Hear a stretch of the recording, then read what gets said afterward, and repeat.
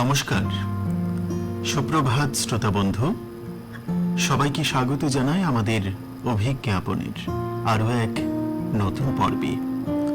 অভিজ্ঞাপন অনুষ্ঠান এমনই এক অনুষ্ঠান যে অনুষ্ঠানের জন্য আপনারা প্রত্যেকে অপেক্ষা করে থাকেন সকালের ঠিক এই সময়টাতে।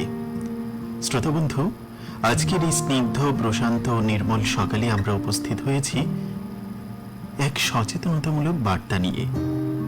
সবুজ পৃথিবী গড়ার অঙ্গীকার। আমাদের চারপাশের প্রকৃতি, সবুজ গাছপালা, নির্মল বাতাস এবং স্বচ্ছ পরিবেশ, এসবই আমাদের জীবনের মূল ভিত্তি।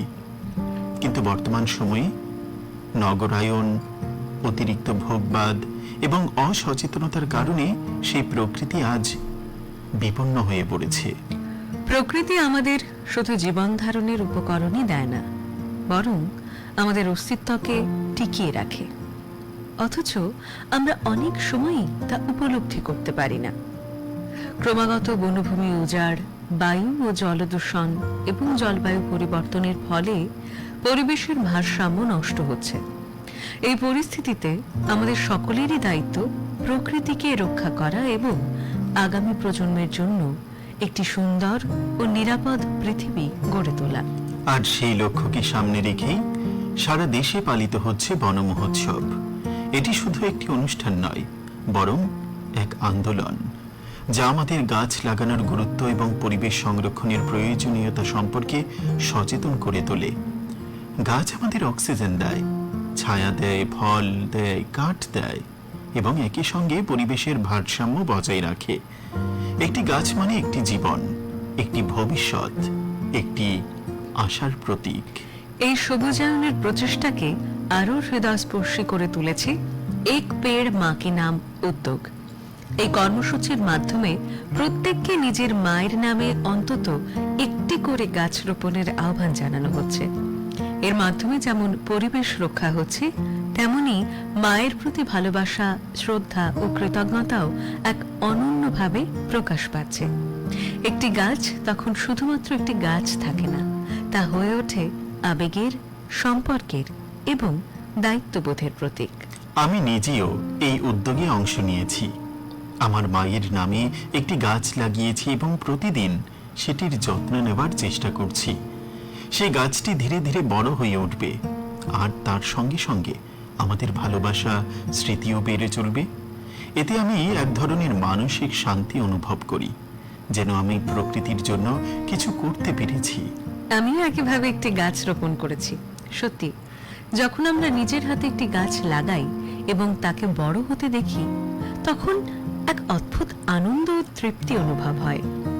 এটি শুধু পরিবেশ রক্ষার কাজ নয়, এটি এক ধরনের মানসিক ও সামাজিক দায়িত্ব পালন। আমরা যদি প্রত্যেকে এই ছোট্ট উদ্যোগটি গ্রহণ করি, তাহলে আমাদের চারপাশ খুব দ্রুত সবুজে ভরে উঠবে। তাই শ্রোতা বন্ধু, আসুন আমরা সবাই মিলে কিছু সহজ, কিছু গুরুত্বপূর্ণ প্রতিজ্ঞা করি। প্রতি বছর অন্তত একটি করে গাছ লাগাবো, সেই গাছের যত্ন নেব, প্লাস্টিকের ব্যবহার কমাবো, জল অপচয় রোধ করব এবং আমাদের চারপাশ পরিষ্কার পরিচ্ছন্ন রাখব। এই ছোট ছোট পদক্ষেপই একদিন আমাদের বড় পরিবর্তনের পথ দেখাবে। মনে রাখতে হবে, আজ আমরা যা করছি তার উপরই নির্ভর করছে আগামী দিনের পৃথিবী। তাই আসুন আমরা সবাই একসঙ্গে বলি, এক পেড় মা কি নাম। সবুজ হোক আমাদের দেশ, সুরক্ষিত হোক আমাদের ভবিষ্যৎ। বনে নয় মনে মোর পাখিরা গান গায়, ঝিরে ঝিরে হাওয়া দোলা দিয়ে যায়। গুনগুন গুনগুন ভোরের ফাল্গুন ডাকে মোরে আয় আয় আয়। বনে নয় মনে মোর পাখিরা গান গায়, বনে নয়। রেগা পাগারে সনে দা পাগারে কিতাবের উপমায় অপরূপ দিলনা।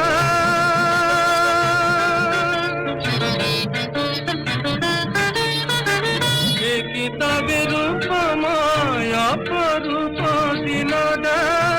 স্বপ্নের সমারোহে বেলায় কেটে যাক সুরার সুরভিতে মনা মন যেন তারে সাড়া পায়। এই ঝিরে ঝিরে হাওয়া দোলা দিয়ে যায়, গুনগুন গুনগুন ভ্রমরের ফাল্গুন ডাকে মোরে আয় আয় আয়। বনে নয় মনে মোর পাখি আজ গানে গায়, বনে নয়। টাইফয়েড, হেপাটাইটিস এ বা ডায়রিয়া জলবাহিত রোগ আপনার দরজায় কড়া নাড়তে পারে, কিন্তু একটু সচেতনতাই আপনার সুরক্ষা। সব সময় জল ফুটিয়ে বা বিশুদ্ধ করে পান করুন। শুধু পান করা নয়, হাত মুখ ধোয়ার জন্যও ব্যবহার করুন পরিষ্কার জল। খাবারের আগে এবং শৌচাগার ব্যবহারের পর সাবান দিয়ে ভালো করে হাত ধোবেন।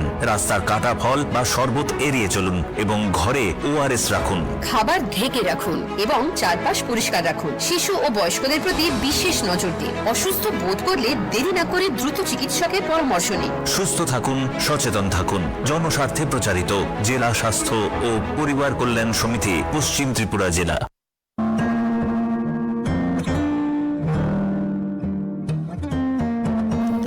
শ্রোতাবন্ধু, এবারে ইতিহাসের পাতায় নজর রাখছি। ইতিহাসের পাতায় জানান দিচ্ছে আজকের দিনে কালী প্রসন্ন কাব্য বিশারদ, জাতীয়তাবাদী সাংবাদিক এবং সম্পাদক ও লেখক আজকের দিনে জন্মগ্রহণ করেছিলেন 1861 খ্রিস্টাব্দে। আজকের দিনে জন্মগ্রহণ করেছিলেন ভারতের প্রথম মহিলা আইপিএস অফিসার কিরণ বেদি 1949 সালে। আজকের দিনে বলিউড অভিনেত্রী সোনম কাপুর জন্মগ্রহণ করেছিলেন 1985 সালে। আজকের দিনে আমরা হারিয়েছিলাম বাংলা গদ্যের পথিকৃৎ ও সমাজ সংস্কারক উইলিয়াম কেরিকে 1834 খ্রিস্টাব্দে। আজকের দিনে আমরা হারিয়েছিলাম স্বাধীনতা সংগ্রামী আদিবাসী নেতা বিরসা মুন্ডাকে, সালটা ছিল 1900। আজকের দিনে আমরা হারিয়েছিলাম দেশ পত্রিকার সম্পাদক বঙ্কিম চন্দ্র সেনকে 1968 সালে। এছাড়াও আজকের দিন ইতিহাসের পাতায় আরো নানান কথা বলছে। আমাদের শ্রোতা বন্ধুদের মধ্যে যাদের বিশেষ কোনো দিন বা বিশেষ কোনো মুহূর্তের সাক্ষী হতে চলছেন বা যাদের জন্মদিন রয়েছে আজকের দিনে, তাদের সকলের জন্য রইল আজকের এই অভিজ্ঞাপনের পর্ব থেকে অনেক অনেক শুভেচ্ছা।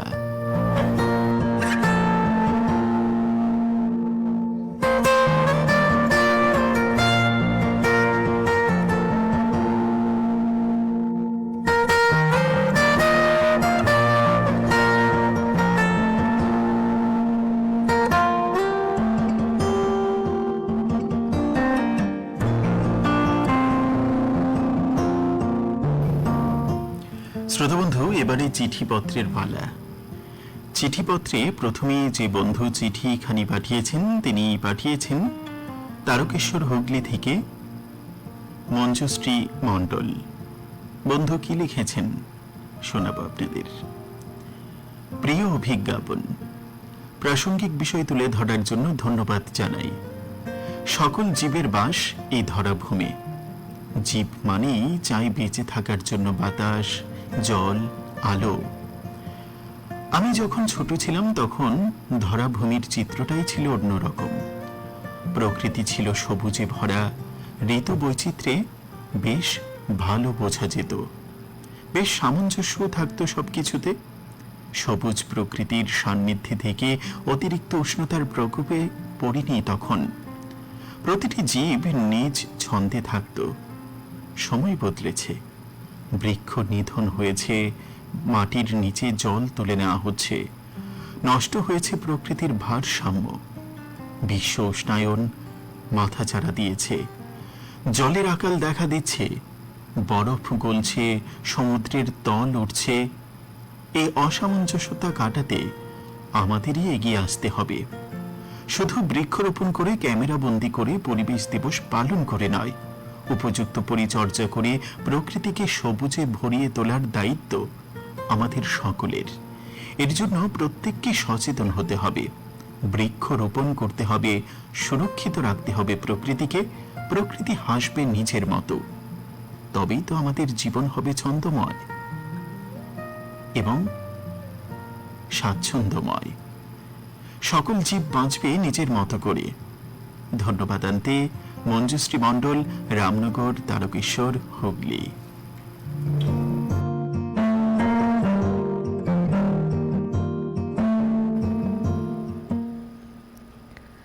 এবারের চিঠিটি লিখে পাঠিয়েছেন ছায়া সামন্ত, ধারসা জিআইপি কলোনি, হাওড়া থেকে। অভিযাত্রী আগে যাযাবর, পথ চলাই তার ধর্ম। স্বপ্নঘোর চোখে সে ছুটে চলে অনিশ্চিতের পানে। তার কাছে জীবনের চেয়েও বড় স্বপ্ন, আর স্বপ্নের চেয়েও বড় বাস্তবতা। নতুন কিছু খুঁজে পেতে উৎসুক মন চেনা পথ ছেড়ে অজানা পথে পা বাড়ায়। কোনো পিছুটান সে মানে না। তার মানে সমস্ত কামনা বাসনার বিসর্জন অবশ্যই নয়। সামাজিক ও বৃহত্তর স্বার্থে কিছু ত্যাগ, কিছু ইন্দ্রিয় সুখ পরিহার। কিন্তু পাশ্চাত্যের প্রধান উদ্দেশ্য বৃহৎ অর্থনীতি গড়ে তোলা। সেই অর্থনৈতিক সংস্কৃতির আঁচ লেগেছে এদেশেও। এদেশের ধনী মেধাবী ছাত্রছাত্রীরা প্রতিভা স্ফুরণে পাড়ি দেয় বিদেশের মাটিতে। তারপর বিদেশেই থেকে যেতে চায় কোটি কোটি টাকার প্যাকেজের হাতছানিতে।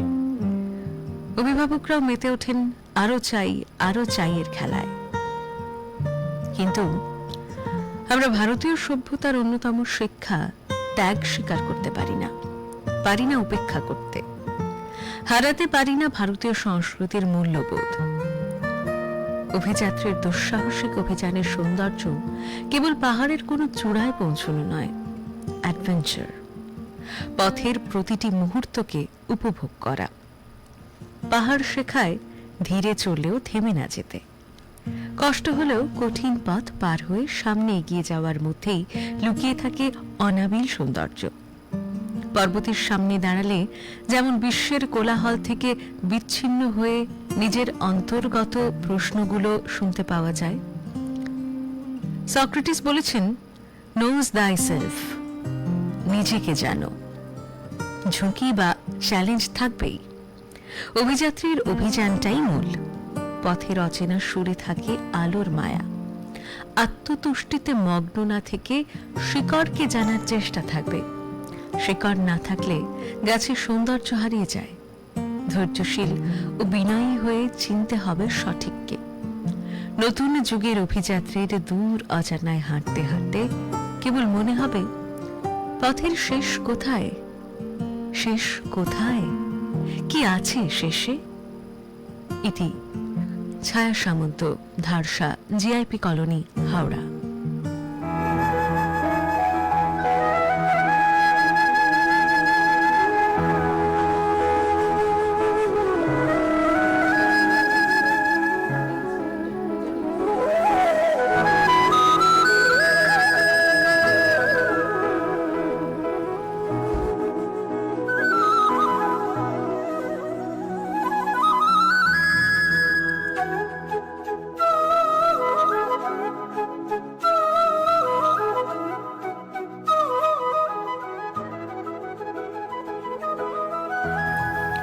শ্রোতাবন্ধু, আরো একখানি চিঠি আমার হাতে রয়েছে। সেই চিঠি পাঠিয়েছেন স্বপন কুমার প্রামাণিক। তিনি পাঠিয়েছেন পূর্ব মেদিনীপুর থেকে। বন্ধু কি লিখেছেন শোনাবো আপনাদের। সবুজ সাথী অভিজ্ঞাপন। এখন আকাশ মানে দুর্যোগের হুঁশিয়ারি, বাতাস মানে মন্থর বিষ বিতরণ, নদী মানে সুস্থ অসুস্থ সেবিকা, মাটি মানে মৃতকল্প জননী, আর আমাদের চারপাশে কেবল মৃত্যুর হাতছানি। কোথাও নেই কোনো জীবন্তী অবশেষ, অথচ ওই তো সেই দিন ছিল ঋতুর আশ্বাস। বাতাসে ছিল প্রভূত বিশ্বাস, প্রাণ ভরে নিতাম শুদ্ধ প্রশ্বাস। প্রকৃতিতে ছিল লালন নির্মাল্য, সব্বার আঙনে ফলত ফসল। ধরণীতে ছিল ধারণীয় উপঢৌকন, পরিবেশে ছিল প্রবিষ্ট যৌবন। কিন্তু জীব শ্রেষ্ঠ মানবের দানবিক লোভে বিলুপ্ত হয়েছে বনভূমির সৃজন ছন্দ। আরামের শ্যামলী বিতান নেই, কণ্ঠাশ্রমে নেই শকুন্তলা লাবণ্য। নির্মম স্বেচ্ছাচারী কুঠারাঘাত ধ্বংস করেছে বৃক্ষ আদি প্রাণ, যে ডাকত সময়ের বাতাস, যে রাখত মৃত্তিকার অটুট বিশ্বাস, যে আনত সময়ের বৃষ্টি, ফলে ফুলে ছায়ায় যার দধিচি নির্মাল্য, যে যোগাত ছায়া সুশীতল শান্তির নীর, শির পিতনিত অশনি আঘাত, শিকড়ি রুখে দিত ভাঙন ব্যাঘাত, তার উচ্ছেদে তো জীবনের বিচ্ছেদ। পঞ্চভূতে তাই বিদ্বেষ বিচ্ছেদ বিষ প্রকট, মস্তিষ্কবান মানুষ বুঝেও অবুঝ সবুজের দান। দিবস মেনে বৃক্ষরোপণ, দু এক কলি শপথের গীতি, আয়োজনে অষ্টপাত, নির্মাণে কিশলয় রীতি, তারপর বিনাশের দৌরত্বে দোর্দণ্ড। পরীক্ষার খাতায় চিক্কু আন্দোলন, সুন্দর লাল বহুগুণা, কাজের কাজে এক দুই ফুল গাছ ছাড়া গাছ লাগাবো না। আসলে ব্যবসায়ী মনে মত্ত আমরা, লোভ লোকাশনে। কাজ কি মেনে সবুজ ধরার হোক প্রাণ? মৃত্যু শিওরে জেনেও আমরা হচ্ছি না সচেতন। সবুজের দান এ মরক দিনে মানতেই অচেতন। স্বপন কুমার প্রামাণিক, পূর্ব মেদিনীপুর। হানু ভূঁইয়া।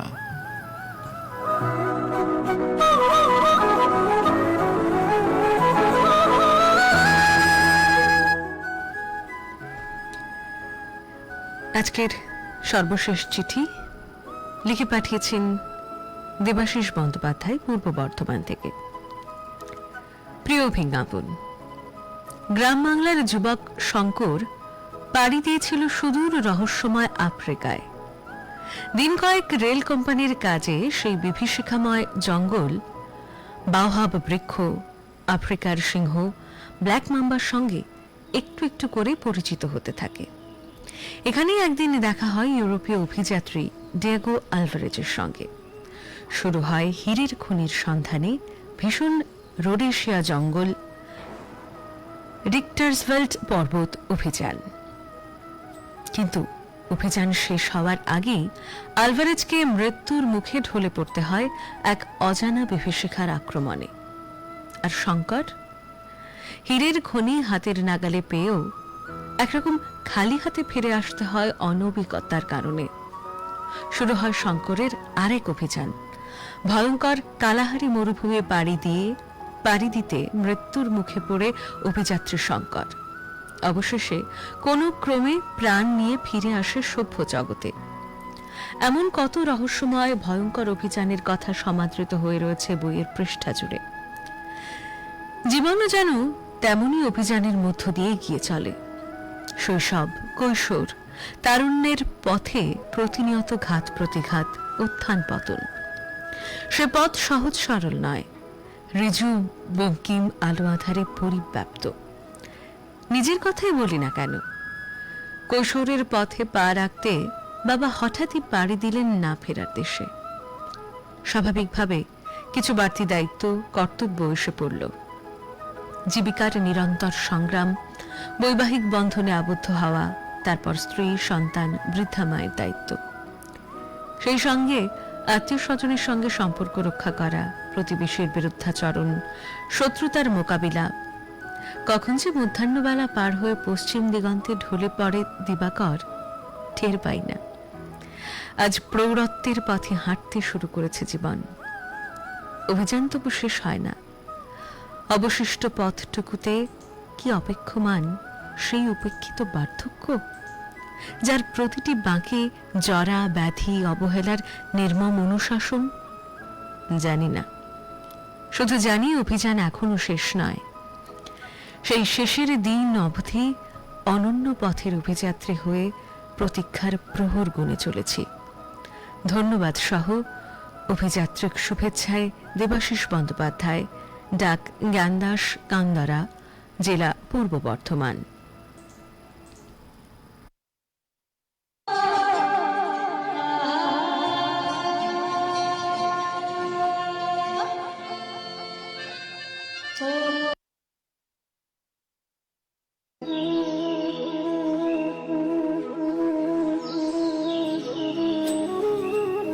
শ্রোতাবন্ধু, এবারে কিছু তথ্য আপনাদের জানিয়ে দিচ্ছি।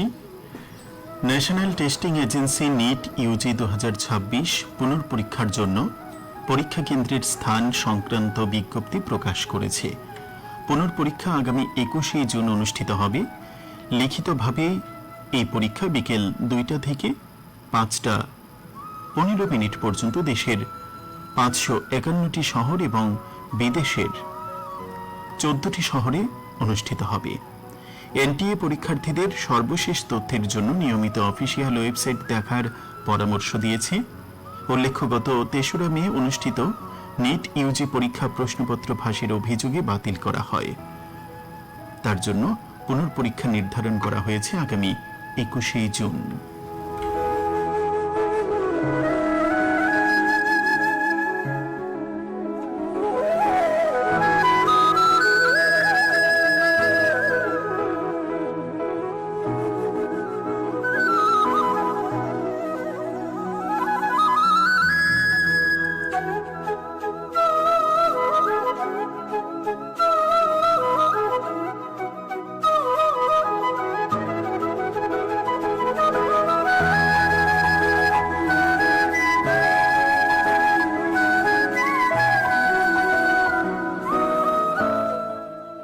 শ্রোতাবন্ধু, এবারে কাজের খবর আপনাদের জানিয়ে দিচ্ছি।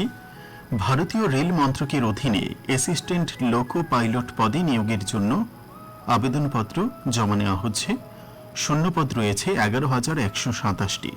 শিক্ষাগত যোগ্যতা আইটিআই, ডিপ্লোমা, যে কোনো বিষয়ে ডিগ্রি পাস হতে হবে। বয়স হতে হবে 18 থেকে 30 বছর। সংরক্ষিত ক্ষেত্রে নিয়ম অনুযায়ী ছাড় রয়েছে। অনলাইনে দরখাস্ত জমা দেবার শেষ তারিখ আগামী 14 জুন। আরও বিস্তারিত জানতে তাদের ওয়েবসাইট দেখে নেওয়ার জন্য অনুরোধ করা হয়েছে।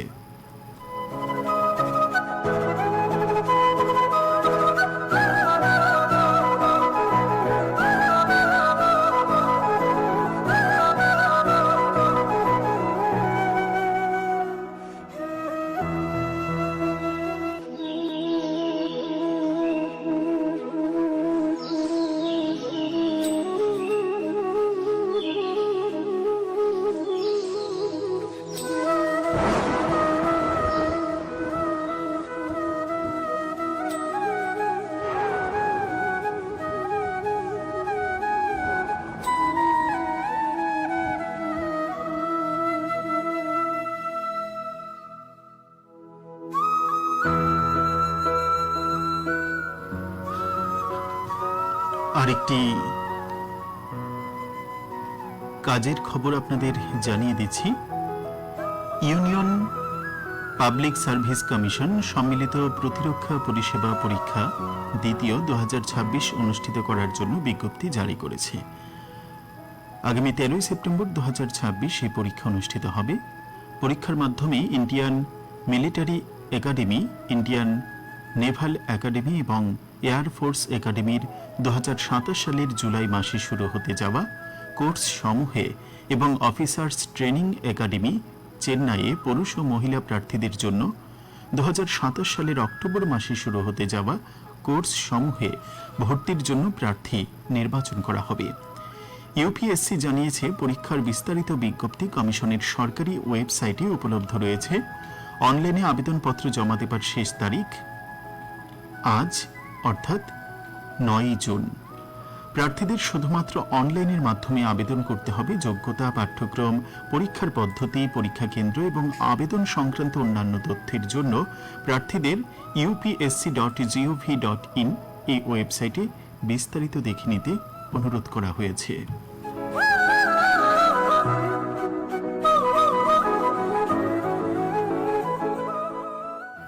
শ্রোতাবন্ধু, এবারে জানিয়ে দিচ্ছি আবহাওয়া দপ্তরের দেওয়া আগামী 24 ঘন্টার পূর্বাভাস কি বলছে। আগামী 24 ঘন্টার পূর্বাভাস অনুযায়ী আজ আকাশ অংশত মেঘলা থাকবে। রাজ্যের প্রতিটি জেলায় বজ্র বিদ্যুৎ সহ ভারী বৃষ্টিপাতের সতর্কতা জারি করা হয়েছে। দিনের সর্বোচ্চ তাপমাত্রা থাকতে পারে 35 ডিগ্রি সেলসিয়াস এবং সর্বনিম্ন 26 ডিগ্রি সেলসিয়াসের আশপাশে। গতকাল দিনের সর্বোচ্চ তাপমাত্রা পরিলক্ষিত হয় 35.2 ডিগ্রি সেলসিয়াস এবং আজ ভোরে সর্বনিম্ন তাপমাত্রা পরিলক্ষিত হয় 26 ডিগ্রি সেলসিয়াস। বাতাসের আপেক্ষিক আর্দ্রতা সর্বোচ্চ 98% এবং সর্বনিম্ন 60%। সতর্কবার্তায় রাজ্যের প্রতিটি জেলায় ভারী বৃষ্টিপাতের সতর্কতা জারি করা হয়েছে।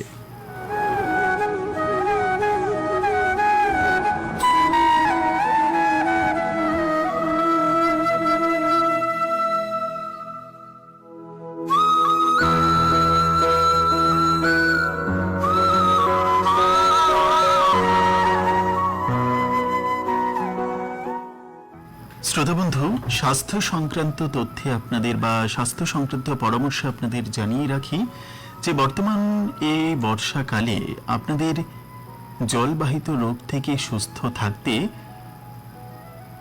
জল পান করার ক্ষেত্রে বিশেষ সতর্কতা অবলম্বন করতে হবে। যেমন আপনারা ছোট বাচ্চাদের বা বয়স্কদের ফুটিয়ে জল পান করানোর চেষ্টা করুন, অথবা আপনারা সরাসরি কোনো কল বা কোনো ট্যাঙ্ক থেকে পানীয় জল পান করবেন না। বিশুদ্ধ পানীয় জল পান করার কিন্তু পরামর্শ দেওয়া হয়েছে বিশেষজ্ঞদের তরফ থেকে। অর্থাৎ জলবাহিত নানান রোগ থেকে বা অন্যান্য নানান রোগ থেকে মুক্ত থাকতে আপনাদের কিন্তু এই সতর্কতাগুলি অবলম্বন করে চলতে হবে। তো জানিয়ে দিলাম স্বাস্থ্য সংক্রান্ত কিছু তথ্য।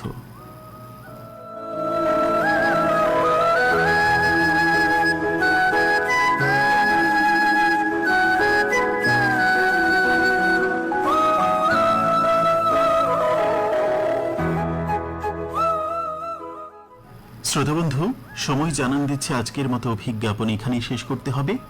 আজ আপনাদের সঙ্গে এই পর্বে ছিলাম আমি রাহুল, আর আমি অম্বালিকা।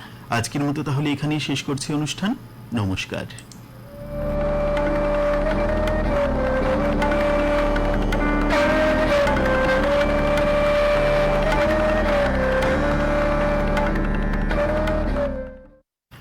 আকাশবাণী আগরতলা। কিছুক্ষণের মধ্যেই শুনবেন দিল্লি কেন্দ্র থেকে প্রচারিত ইংরেজি সংবাদ।